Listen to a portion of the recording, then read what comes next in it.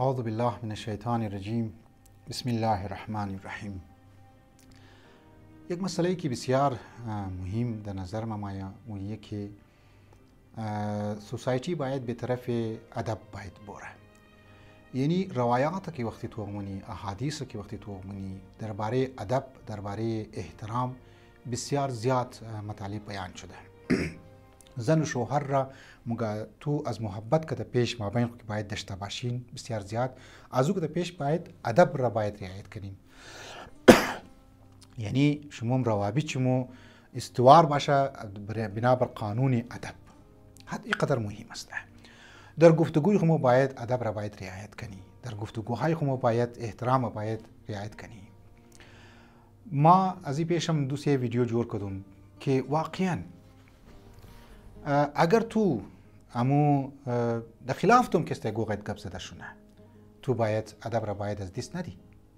از دست ندی باید بسیار مؤدبانه، باید بسیار در صحیح طریقه لاجیکلی و منطقی باید جواب بدی. و دنیا توق منم مگه توقو بری تو کی در و اچیک شده بر فرضی کی بر بریستوم ده و تو در لاجیکلی در اور جواب میدی و اور تو در بسیار در مؤدبانه و احترام در جواب میدی. تو در حق استی. اگر ما دی تو میخوایم ادعای خود پیش کنی، تو هم مقصد خود کسی پیش کنی یا درباره مقصد تو درو گپ زده شده، بر علیه مقصد است و خلاف مقصد تو گپ زده شده و اونجا ما دی تو هم تلوار بور کدی، شمشیر کسته بور کدی، دیگه مردم گپ تو گوش نمونه. 2% اگر مردم گپ تو گوش کنه، 98% مردم یار این همه مترسته، این همه مترسته.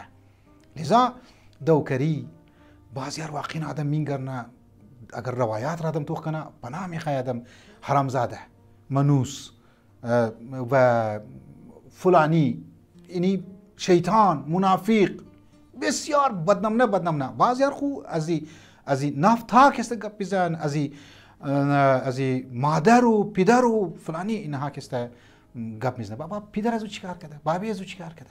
مادر از او کسته چیکار کرده؟ اور تورم دو میزنی.